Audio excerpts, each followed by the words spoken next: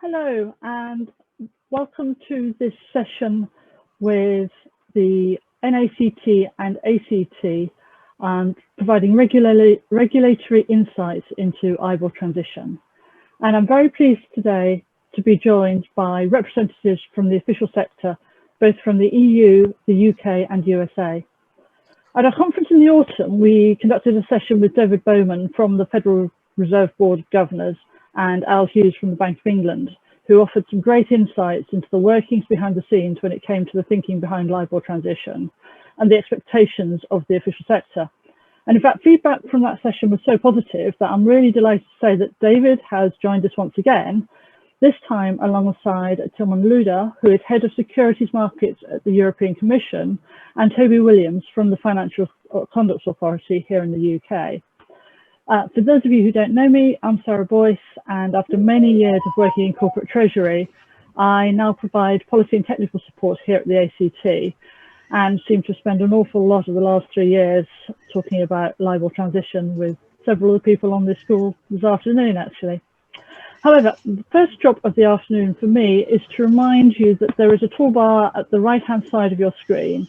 So please do submit any questions in the Q&A box, which is part of the Participate tab. And we'll try to answer as many as we can. Well, the experts will. I'll just be directing traffic as usual. This session is being recorded and will be made available for replay on the event platform by the end of the day and to view on demand for the next 30 days. Finally, please do get engaged with the ACT and NACT on social media. There are LinkedIn groups. Follow us on Twitter at ACT Update and tweet using the hashtag that you can see on the bottom of your screen. Right, that's more than enough from me. So let's get right into it. Perhaps, gentlemen, you could start by explaining a little bit about your background and involvement in IBOR transition project. Toby, perhaps I should go first. Thank you, Sarah. Good day to you all. It's a pleasure to be here, and thanks for inviting me. Thank you to Sarah for moderating, and to the NACT and ACT for putting on this event. What do? I work in the Markets Policy Department at the FCA. I've worked in industry for many years. I first traded a LIBOR product, and this is going to age me somewhat, in 1990. I've worked on the sell side, the buy side as a consultant and advisor, and now most recently at the FCA. I work on the team that focuses on benchmark regulation, the BMR, and also LIBOR transition to risk-free rates. We work very closely with the Bank of England and other relevant international regulators and central banks, as well as the risk-free rate working group, and most importantly, industry. Thank you, Toby. Tilman, perhaps you'd like to introduce yourself. Right, thank you, and thank you very much for having us at this event. So I'm Tilman Luder. I'm head of the Securities Markets Division at the European Commission. What we do is we design policies, we draft impact studies, and then we make legislative proposals on the back of our previous analysis. So my main exposure to LIBOR stems from the fact that part of my portfolio includes the so-called benchmark regulation. And the benchmark regulation was recently reformed, updated to accommodate a potential cessation of publications of what we call critical benchmarks, such as the IBOR rates. So my main contribution to this debate is that I can assure you I've never traded a LIBOR product or any other product, by the way. So absolutely no clue even how to go about this. But my contribution to this debate will be that we have designed a statutory replacement mechanism as part of our benchmark regulation, which could be triggered to accommodate the cessation of certain LIBOR rates. Obviously, big caveat here. We prefer contractual renegotiation wherever possible. We prefer that legacy is renegotiated to have contractual fallbacks. But if absolutely impossible, we're also pragmatic enough to have a sort of safety net and that the creation and the design of that safety net was what we did last year, and that is my contribution to this debate. Thank you. That's great. Thanks, Tilman. Hopefully you'll have some more to say as we go through the next half an hour. Yeah, we'll see. I'm quietly confident you will. Last but by no means least, David, perhaps you could explain for those that haven't met you before how very involved you've been in this IBOR transition process. Sure. My name is David Bowman.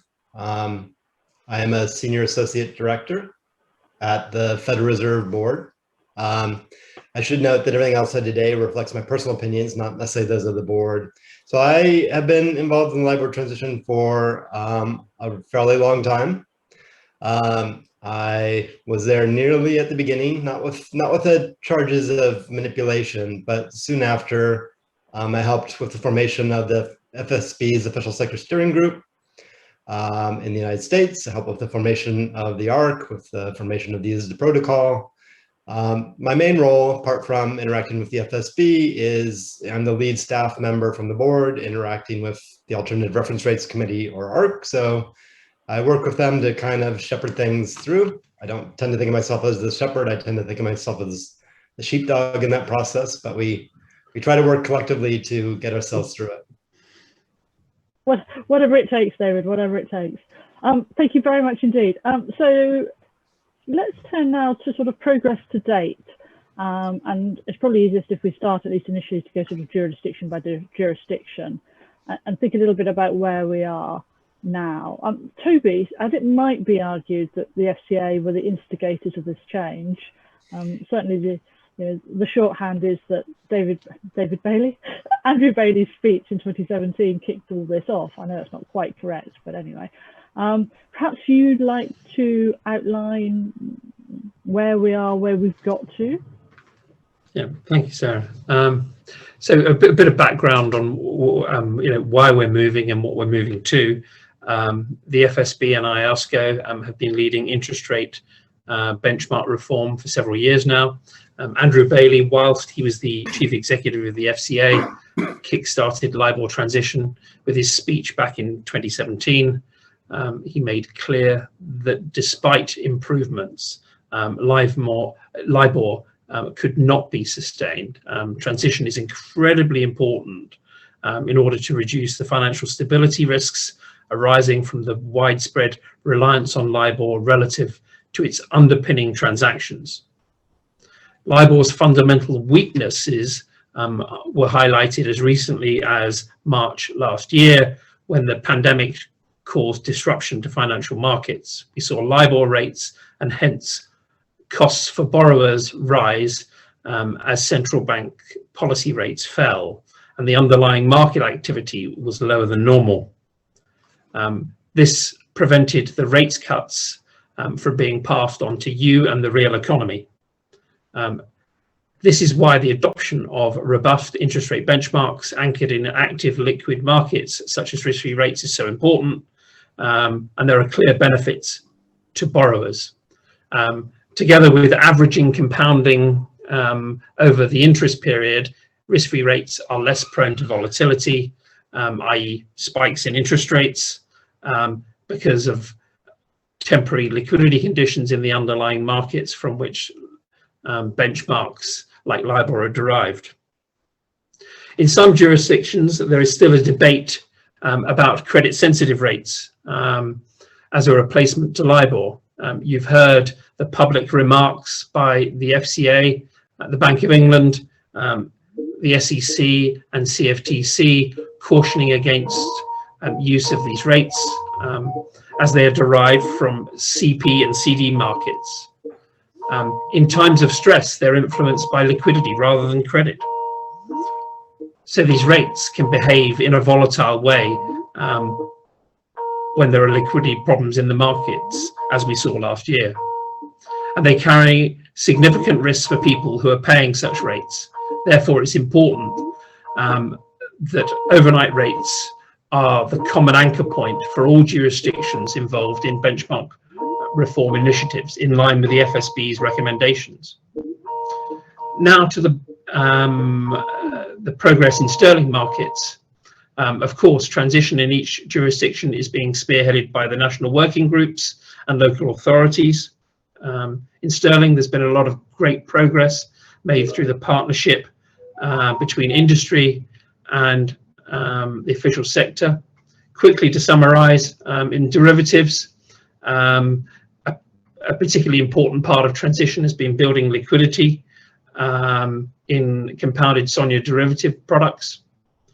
The FCA and the bank have engaged with industry to implement a series of SONIA First initiatives to support the working group's targets for stopping new derivative activity in sterling markets.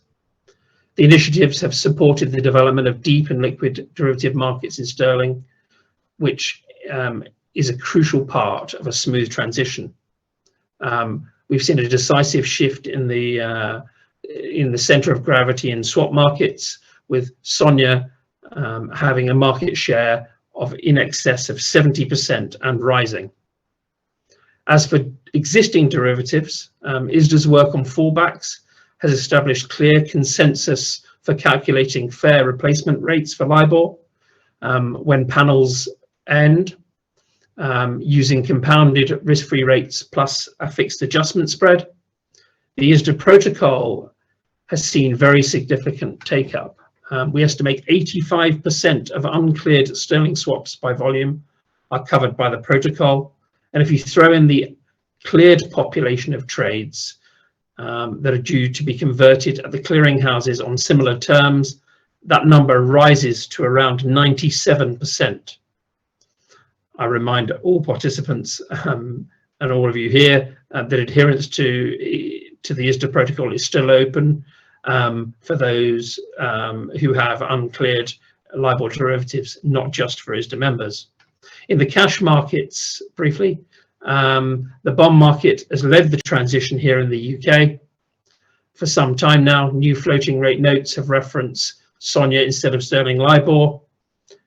This was a market that initially was seen as incompatible with backward-looking rates, so this progress should be commended. Lending markets have been a bigger challenge, and the target was to cease all new sterling LIBOR by the end of March this year. The regular data we receive from banks confirms a smooth transition to compounded R risk-free rates for new loans. On the legacy side, for loans, many corporates have actively transitioned their existing LIBOR exposures to SONIA in both loan and bond markets. This shows it can be done, and the terms of these conversions are publicly available for reference in many cases. But there's still more to do. Now the FCA has confirmed the dates for the end of LIBOR panels. This work is increasingly urgent. This is end of 2021 for all LIBOR panels except the most widely used dollar settings, which will continue until mid-2023 for legacy use only. The last message on this point I would leave you with is changes involve time and effort, but we should remember that this is change for the good. The new near risk-free rate benchmarks are more robust and will make markets stronger, make them work better. We really don't want to repeat sometimes costly exercises of the past. I'll pause there. Okay, thanks, Toby. That was very thorough. So, in my inimitable style, to summarise, would it be reasonable to say that in the sterling markets, the progress has been we're making relatively good progress and feel like we're sort of on track to moving off IBORs? Yeah, I would say that the sterling markets have made very good progress to date. Brilliant. Okay, and Tilman, as we all know, the sterling, and in fact many of the markets are moving to RFRs. I think some of the approach that's been taken in the Eurozone is somewhat different with Euribor and Ionia and ESTR. Perhaps you could explain a little bit about what's been happening in your area? And you're on mute, my dear. Thanks, Thank you. Sarah. I think our main concern in this LIBOR transition saga is legal certainty and contractual stability. We were not at the core of this. We were not regulating LIBOR, and we are obviously very concerned dealing with the fallout of this transition. So our main concern is to keep this transition as smooth as possible, not to cause disruptions in the real economy, notably also in facing the double necessity to rebuild better after COVID, to deal with the need to establish capital markets in the European Union post the UK withdrawal. So we have lots of stuff on our plate, so we don't want to have any kind of diversions around the more technical aspect of the discontinuation of a widely used so-called critical benchmark. So the guiding principle in what we do here is to keep any form of disruptions of that transition to a minimum possible. Policymakers have therefore decided that, in line with what Toby just said, that risk-free rates obviously are based on reliable transactions, are based on statistics mostly, and should be developed. On the other hand, in order to avoid a disruption for the real economy, policymakers in the Union have decided not to discontinue Euribor. So we are one of these dual rate jurisdictions, alongside, I think, Japan, notably, who say that we will develop these markets in parallel. That has obvious advantages and disadvantages, and the advantage is that disruption in the legacy field also is diminished. The obvious disadvantage is that the Euro STR, which is our overnight risk-free rate, isn't as popular as Toby has described the Sonia, to put it mildly, maybe. So obviously we are not at 75% of the market with the Euro STR. I think we would be happy to be in the double digits, but I guess that's the price you have to pay for being a dual rate jurisdiction. We will look at this. We will look at the development of Euro STR. Personally, I am very engaged in the development of the Euro STR as part also of our trading framework reform, the famous MIFIR review, because we do tinker with the idea of having maybe reporting on risk-free rates to a consolidated derivatives tape, and therefore you would have price information, transaction information available to construct a forward curve.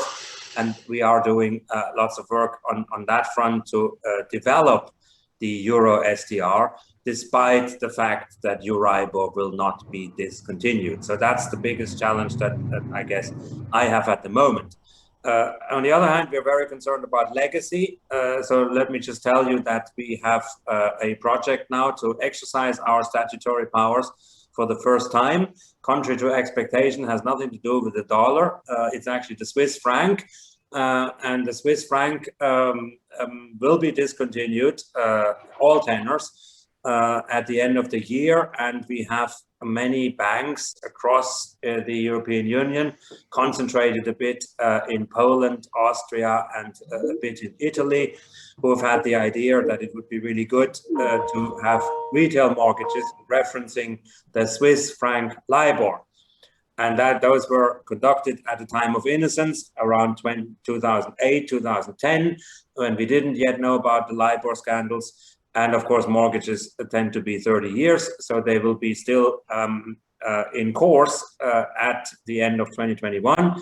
So we are working now on a possible exercise of these replacement powers to replace essentially the discontinued Swiss franc LIBOR with a corresponding SARON rate, which is the risk-free rates, as Toby said, compounded in arrears. And because mortgage people can't deal with compounding in arrears, we then apply the so-called last reset method, so that you will pay, you will know in advance, because the observation period and the actual payment period will not be identical. There will be a time lag of 3 months. So you lose the 3 months previously, and then you project them forward. So suddenly an in arrears rate miraculously becomes a forward-looking rate, and then everybody's happy. So that would be our approach to mitigate some of the fallout of a LIBOR rate being discontinued in the middle of ongoing legacy contracts. And this is a very sensitive here because this is actually retail business. That's fascinating. Thank you, Tillman. Well, I've certainly learned something. David, perhaps you could give us an update from the US perspective?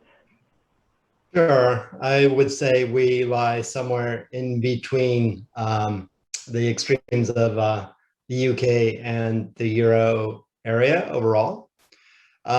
Now, one thing, so I'll kind of review our progress. When we started this, which was well before Andrew Bailey's speech in 2017, because even in 2012, we didn't know when that kind of speech was coming, when LIBOR collapsed, but the risk that LIBOR would collapse seemed high at some stage.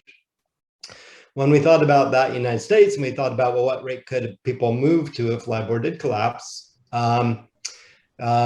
we confronted the fact that really there was no benchmark that seemed robust enough to underpin the kind of volumes that we see for US dollar LIBOR, which is $200 trillion or plus, 10 times GDP, several times global GDP.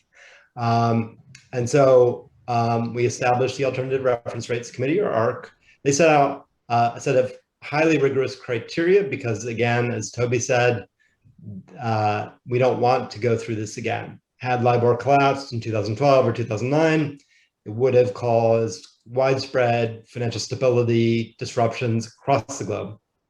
And I think there's a clear sense we do not want to go through this again. We do not want to have to intervene in the ways that we have had to intervene with LIBOR. So the ARC looked across a wide set of markets, other overnight markets, markets based on CD or CP markets, as LIBOR is, and some of the recent credit sensitive rates here are. The ARC concluded those markets were nowhere near deep or liquid enough to meet its criteria. And based on its criteria, it chose what it thought is, and I believe is, the most robust rate in the United States at a given tenor, and perhaps globally. It chose the secured overnight financing rate, or SOFR, which has nearly $1 trillion of activity underlying it every day amidst a very wide set of counterparties, not just banks. So then we had a number of challenges. We had to establish markets based off SOFR, which would be entirely new markets. And we did that. There are now SOFR futures markets or SOFR swap markets. We also, and well, to talk about that, so in the derivatives market, we now have about over $6 trillion of SOFR swaps and futures outstanding. That is, I think, more than SONIA futures or swaps. So, I could feel proud about that. But when I look at, the size of our economy and the size of scope of US dollar LIBOR, it is the case that we still are, 15% of LIBOR futures and 5 or 6% of LIBOR swaps. So we still have more work to do, and we'll talk about how we're going to increase those numbers based on next steps. In some other cash markets, we've made good progress. In the floating rate debt market, SOFR is the majority of floating rate debt issuance now, although some non-financial corporates and some foreign banks still are offering issuing off LIBOR. In our mortgage market, the GSEs here have, as of the start of this year, stopped accepting LIBOR mortgages and are accepting SOFR mortgages, and that's clear progress. The loan market here is very, very slow, I would say. A number of non-financial corporates here have expressed concerns about the slowness of that. And we can talk about their preferences later on too. But, in debt securitization markets, mortgage markets, and derivatives, we are making progress, which has been hard fought for. A lot of the other work that the ARC has done, we spent a lot of time on fallback language, most particularly hardwired fallback language, which now is being used in most LIBOR deals. And I think it's one place where a non-financial corporate might see the word SOFR in the loan market. They might see it in hardwired fallback language, even if they're asking and not seeing it in the loan itself at this stage. We did, the ARC.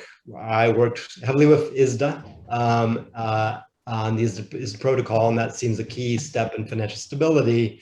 The other thing that the ARC's done is they spent a lot of time working with the state of New York. It isn't probably as easy. We're not as speedy as Tilman is and his colleagues, but with some application of the powers of persuasion and argument, we did pass legislation in the state of New York, which I think is a very big step, because within the US, most of the contracts that would be affected by legislation are under New York law. Now we are talking, members of Congress are talking about the possibility of federal legislation, and the ARC may also go to other states. So there's more work to be done there, but the passage of the New York legislation was a major victory, and I think addressed many of the legacy risks, though not all. Thanks for that, David. And actually, whilst we're on the subject of tough legacy, Tilman and David have both mentioned it. Toby, perhaps you could just give us a very brief update as to where we are in sterling on the, she says vaguely, whole area of tough legacy. Yeah, so before I get to that, there's another date before, there's two main dates before the end of the year that we sort of focusing on. First would be on new business, and that's the end of Q2. The end of Q2 is the last of the stopping new business milestones for sterling, specifically in non-linear and futures markets. For all of you who, on the premise you sort of aren't too concerned about futures, beyond the end of the quarter, there should be no new sterling LIBOR business across all products, except for some limited risk management purposes. On the topic of the legacy, the transitioning legacy, the end of Q3 is the target date there.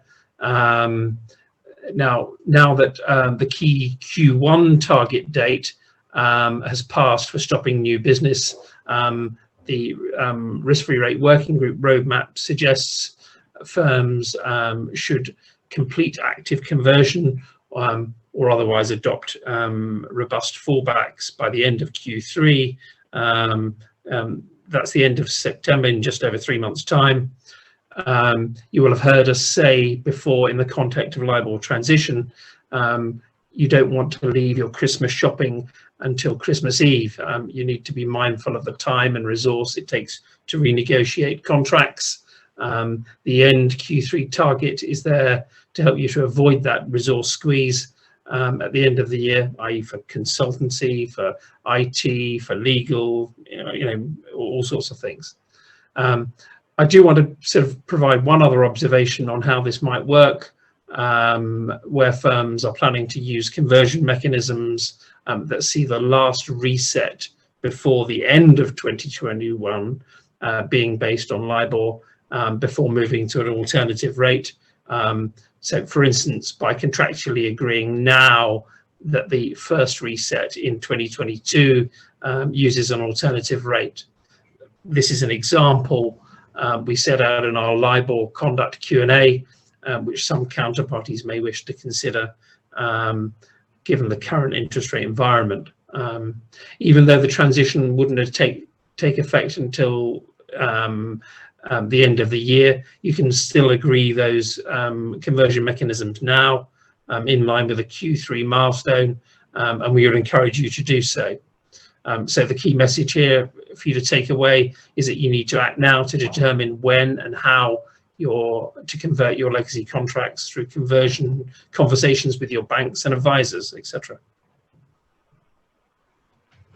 So that's really helpful, Toby. And actually, the observation you make about how one might actively transition, recognizing the inconvenience of current rate levels, shall we say, is very helpful to hear. But touching back on tough legacy, I'm not letting you slide. Where are we in the UK on that? I think there's some sort of some sort of legislation due, perhaps, or? Yes, yeah, no. So we have been for some time working on, well, there's now the FS Act, sort of has been, is into law here in the UK. Now that the FCA is going through a series of consultations to make sure that we, having got the powers, that we use them in the right way. And over the coming months, there are several consultations that will pave the way. So essentially, by the end of the third quarter, we should have a very good idea, if you haven't got already, of how tough legacy will be in the sterling. A synthetic LIBOR solution for potentially for the 1, 3, and 6 months will be available. So much of that is in the public domain already. Okay, that's helpful, thank you. I think there's a lot of concern still about exactly what tough legacy means and how it's going to work, particularly in the UK. Probably because we feel like our deadlines are that much closer in the UK. That kind of moves us on to, if you like, outstanding challenges and what else is there to go at. And Tilman, if you don't mind, I'll come back to you first, just to understand if there is actually anything that you feel is sort of outstanding or things still to do in the Eurozone area that you haven't already mentioned. Yes, well, there's lots of stuff still to do, and tough legacy is far from being solved. Okay. The issue that we see is that, well, my preference, so I'm speaking for myself, like David, I'm not sure that the institution speaks through me at this stage. I just speak from a practitioner's point of view.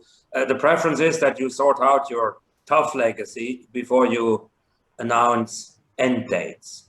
So we have been kind of doing that. We have said, in case the FCA would announce end dates, we would be prepared. And I think that's the right approach, because you can't expect people to sort of change everything from one day to the next. And you first announce the date and then you start implementing the safety net. So we implemented the safety net first so that people actually had a chance to adapt. And we also acknowledge that some people, especially in sort of, when you talk about hundreds, thousands individual contracts, some people might just not have a chance to adapt at the best of their will. And that's why we are prepared, and that's why we think that tough legacy should be addressed before you fix the end dates. There should be more clarity about the interplay. So this is my appeal to both Toby and David. The interplay between statutory replacement rates, synthetic rates, and all kinds of other sort of rates which may or may not be accepted. And I think the statutory approach was our response. We know that there will be litigation about rates. We know that fallback rates do not tend to be rigorously identical in their economic performance with the rates that they replace. We know that this makes them prone to litigation. And therefore, again, in line with what I said previously, we're having to battle a COVID crisis. We're having to build our capital markets in the European Union. The last thing we need is a lot of confusion about what people will be owing each other under various contracts, be that sort of syndicated loans, be that mortgages, be that in any other trade financing market. The last thing we really need is that on top of all the crises that we already have to master, we now have to sort of tell people, we don't really know what you're going to pay under various existing contractual arrangements next year. So we still would like to have much more clarity which jurisdiction is going to take care of which type of contracts. We are ready to take care of contracts governed by one of the member states' law, but we need to know, will the US do a statutory replacement rate for the dollar LIBOR? Will the UK do a statutory or synthetic rate for sterling contracts? Will the UK also do any kind of contract governed by English law, independent of currency? Because then that would again overlap with what David is doing when he does a statutory fallback for US dollar. governed by New York law. But if the UK says, I'm going to do something for US dollar at a synthetic rate, which applies to all US dollar contracts, independent of jurisdiction, not just to English law, then again, the European Union is utterly confused what we should be endorsing then for our contract parties, and which one we should extend into the contracts governed by European law. So maybe let me summarize, because that is really an essential point. If the UK says there will be a synthetic LIBOR, which governs all kind of currencies, because that is a multi-jurisdictional instrument, LIBOR doesn't actually discontinue. That's a totally different ballgame from saying, when David comes along and says, well, for US dollar LIBOR, I'm going to do a statutory fallback rate for all the contracts governed under New York law. And then what does the European Union do with its replacement powers? Do we choose the US one and extend that to the European law contracts? Or do we use the synthetic LIBOR that the FCA uses, which is multi-jurisdictional and not linked to a particular contract jurisdiction? Because in the latter case, and that is my conclusion, we wouldn't need to designate anything, because the UK FCA would have said, well, look, guys, LIBOR didn't actually discontinue. It just continues for legacy purposes as a different rate. So then I can sort of go back and relax, because then I wouldn't need to do a statutory replacement. But if on the other hand, David says, but I am going to do a statutory replacement, then I don't know what to do. So that should be sorted, preferably, of course, here and now. So sorry for putting up a bit of a challenge. I think actually that you very neatly summarized one of the unintended consequences of trying to solve IBOR transition on a jurisdiction by jurisdiction basis. You know, this is a really good example. Another good example perhaps is where we start talking about cross-currency swaps and trades as well, you know, where different jurisdictions come up with slightly different solutions, and it's all, you know, to the mere mortals at the end of the food chain, which are mostly the corporates, it all feels very confusing. Anyway, let's move on to slightly more positive news, I hope. David, would you like to just talk a little bit about what there's still to go at in the US, and a couple of the main challenges that you feel that are outstanding? And particularly, I think that if you could just touch briefly on credit sensitive rates. And I say that because I know that there's a session after this that will probably spend a happy hour talking about the pros and cons of credit sensitive. So yeah, not too much on that one, please. And you're on mute, I'm sorry. Yeah, and I'll come back to Tilman's comments a bit. But in terms of next steps in the US, you know, where we've already seen good progress. You know, derivatives are obviously able to go to compound, SOFR and arrears. Floating rate note market has been able to go to compound or simple SOFR and arrears fairly easily. You know, mortgage market has gone to 30-day SOFR in advance, just a simple average published by the New York Fed. That's been good. As I said before, you know, one area where we don't see much progress is in the loan market. Now, one of the things that's coming up, and this is the next step, is, you know, the endorsement of a SOFR term rate. This is something, you know, probably a lot of people have been focused on. I know at times it's appeared to be confusing. The difficulty is, right, it's not, the ARC does set up a high standard for SOFR, and it expects to set a high standard for any SOFR-based term rate. And therefore, it's always tried to emphasize that its ability to recommend a SOFR-based term rate with confidence really depends on market development. If SOFR futures and SOFR swaps grow, then they can recommend one. And at times that's caused confusion for people, because then they said, well, are you saying you're not going to recommend that? Or are you saying you're guaranteeing the date? And the ARC has tried to navigate that. So one key thing that's come up is the ARC set out a set of indicators that it would need to see, in its opinion, to recommend a SOFR term rate with confidence.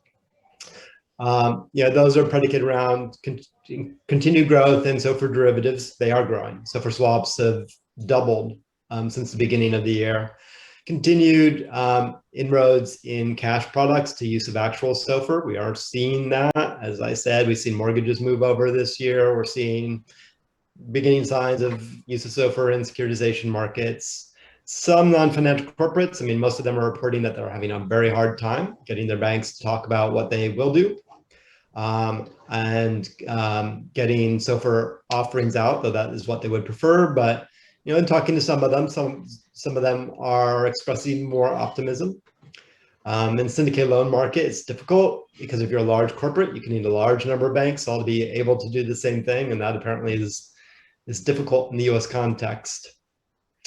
So the key remaining indicator, though, is a move, a SOFR first type of move, like SONIA first, of interdealer trading conventions from LIBOR to SOFR. That is now scheduled to happen on July 26th. Toby and his UK colleagues have really helped with that. And we have good consensus here in the United States around that amongst dealers through the CFTC's MRAC subcommittee. What the ARC has said, what Tom Withe said, is that if that move is successful, then it's a matter of days after that the ARC would recommend a SOFR term rate. And that we expect should help with the loan market. Now, one of the key next steps here is, the key dollar LIBOR tenors will continue through June 30, 2023 as panel-based rates. But we have supervisory guidance here, and we have it in other jurisdictions too, saying that new use of dollar LIBOR needs to stop by the end of this year. So I do believe that banks, these loan desks, take that seriously, but it does mean that they only have roughly 6 months left to transition, and they haven't really yet. As I talked about, and Sarah, as probably you know, well, non-financial corporates here have really expressed some deep concerns about the slowness of the transition because they need to transition too. And so it is surely not enough to show up on December 31st as a bank and say, well, to your customer, this is what you're getting. I hope your systems can handle it. That's the equivalent not only of, going shopping on Christmas Eve, but, buying a bike that needs to be assembled. It's just not possible to do that overnight. So I hope that that transition will speed up. And hopefully the addition of a term rate will speed it up as well. Now, there are banks here who do prefer a credit sensitive rate, would like a rate more like LIBOR, a rate that goes up during times of economic stress. As you pointed out, probably you'll have here at this other panel here, the non-financial corporate working group, surveys of AFP all indicate that on the borrower side, they would prefer SOFR-based rates, clearly a range of SOFR-based rates. So we will have to see where all that comes out. Supervisors here have noted that they won't criticize a bank for choosing another rate of than SOFR in loans. But there was an FSOC meeting last week, and a number of principals, including Secretary Yellen, Vice Chairman Quarles, SEC Chairman Gensler, were very clear that from a financial stability perspective, they believe it is important that derivatives and capital markets go to SOFR, that their expectation is that SOFR will be clearly the dominant rate in those markets, and that use of credit sensitive or other rates will be minimal there. I think that does argue that SOFR should also play a role in loan markets. A lot of people want, loans to be linked up to what's happening in derivative and capital markets. And so that is all to be determined, but it is important that on the lender side, they speed up because we really only do have essentially 6 months left to determine these things. On tough legacy, I will say, we do spend a lot of time talking to each other. About the issues, about the interplay between a statutory approach and a possible synthetic LIBOR approach. In the US, our judgment is that synthetic LIBOR on its own really wouldn't help much. People would sue each other, even if there were a synthetic synthetic dollar LIBOR. So the statutory approach really seems to be needed here. And we have one with New York, and we may have, federal legislation that would broaden the scope within the United States of that New York legislation. But New York on an international level, I think would be what you would care most about in terms of where contracts are, what state law contracts are under. I think that the move soon for the ARC to recommend a term rate will help. It does make it easier. It is easier to fall back to some rate in advance, as Toman noted, and having a term rate is more economically comparable for a legacy contract to LIBOR. So I think it will help with that. I think it would help if there ever is a synthetic dollar LIBOR. I think the FCA has expressed a preference to have synthetic LIBORs based off term rates. So I think that would help make sure that if there is a synthetic dollar LIBOR solution, that it does link up very closely with the statutory solution that we have here in the US. If I may intervene briefly, I think my main point here is that we understand that in some jurisdictions it might work that you have this synthetic rate, and then you would consider that LIBOR hasn't actually ceased because it has just been replaced for certain contracts by the synthetic rate. Other jurisdictions would say that we don't buy into this fiction that LIBOR has never ceased. We think it has ceased, but we will replace it with a statutory rate.